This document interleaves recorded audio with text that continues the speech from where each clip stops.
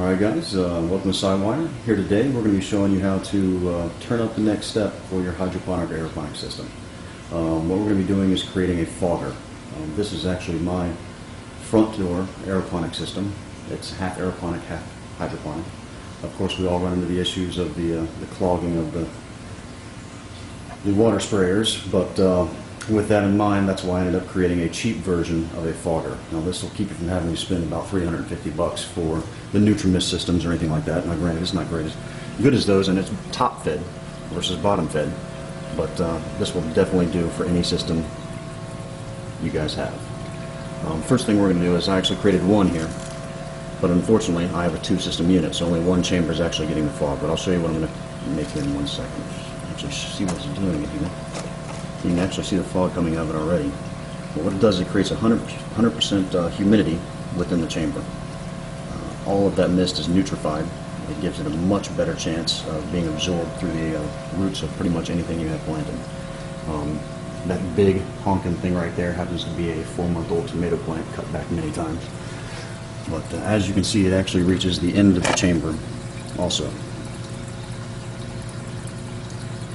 I just opened it up a second ago so it all came out, but it does work, I promise. What we're going to be doing, the tools we're going to need are pretty simple. We need a vinyl post. These are decently cheap, depending on the size of your unit, of course. Big ones, small ones. I actually chose a small one for a smaller chamber. More mist comes out that way. But vinyl post, we need 2 end caps for the vinyl post. Of course, some glue, and this is aquarium glue. All of this can be bought at any hardware store. A couple things cannot. This right here, bulkheads, 1/2-inch bulkheads. Did have to order those, about $4 a piece, about $4 a piece. The holes need to be drilled are 3-inch and 1.5 inches. You can use these, or for the smaller one if you want. Oh, sorry, 1.25 inches. Glad I checked. But that's all you're going to need to get started. The last thing you're going to probably want to order ahead of time is off of eBay. Is probably going to be the best place you can get it. Is the actual nebulizer. Search for foggers. It's really the easiest way to get it. Really simple. This is a single node. There are 3 nodes and 5 nodes. You can get a single node at a decent price for about,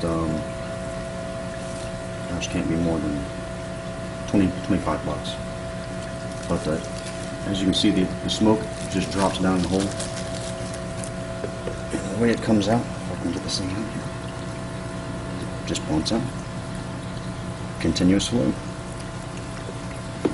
Now, one thing we're going to have to do is it does have to feed in from the water. So one line just goes in there and drops water from the top. Constantly drops in to feed the nebulizer. Don't forget that. Otherwise you'll have no water in there. Alright, let's get started. First thing you want to do is make sure you get your measurements right. Otherwise when you set it up here, it's going to be unbalanced, it'll leak, it'll do all kinds of stuff you don't want it to. So what we're going to do is we're just going to check.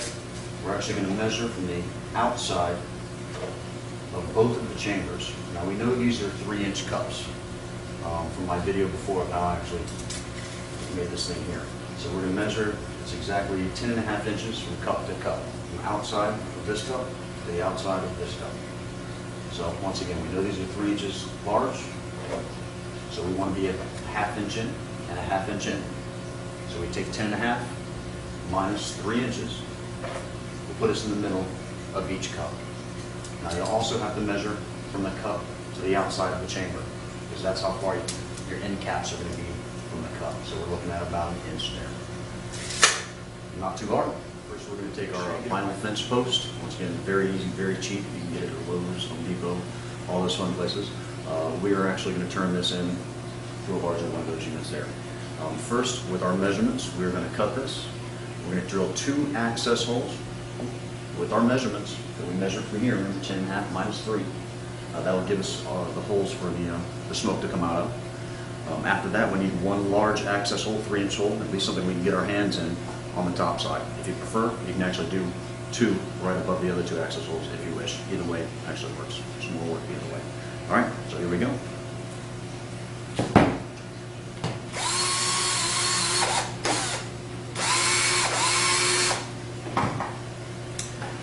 Alright, now that we've done that, we're going to move on to our final product here. This is the base structure. As you can see, we have our one large 3-inch access hole at the top. Doesn't really matter where that's placed. And then our two other ones, down the bottom. Now I've already placed one of the bulkheads in the hole. Now I chose to do mine upside down simply because of the height of my system, but it doesn't really matter. That's just where the smoke's coming out of. So what we'll do is we screw this in here. Make sure your seals are tight. And perfect. Once this is finished, you've got both of them on. Now, if you want, check it out. Make sure your measurements are there. If not, keep looking ahead. Next thing is the end caps. We need to get that aquarium glue, let it completely dry. It needs at least, depending on the humidity, 3 to 5 hours. Best to make sure it's completely dry. You're going to take your aquarium glue. You're going to coat the complete inside of your cap, right into there, all along the edges. Nice, big, thick piece. And once you get that in there, just slide this in, hold it there. If you can, put your hand in this side, and you can actually smear the glue around to make sure the seal's there. Don't have to worry about it too much, just don't hit it after it started drying. Do the same thing to the other side, and we'll get our seal and move forward from there. All right, well, this is the final product. We have our large hole here, cold water, stick your hand in, change the size. On the inside, we have our bulkheads.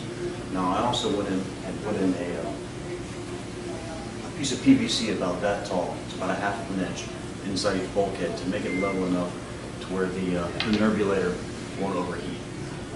Also, well, that's it basically. Oh, unless you have to do a little modification, which I tend to do. Once again, more PVP action, just to be able to direct the smoke properly down into the. We have to do is get a heartbeat. So we got it installed, put it in the position. Once again, the nebulizer, get it on eBay. Just search Fogger Mister. Drop it in. Don't forget to put in your water feed too. Very important.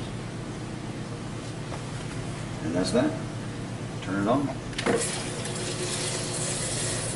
Now, the way the nebulizer works is the warmer the water gets, the more mist comes out of it. But that's it for tonight. Thank you guys for looking. If you have any questions, please leave it in the comments. Don't forget to rate and check out SciWire.com for more.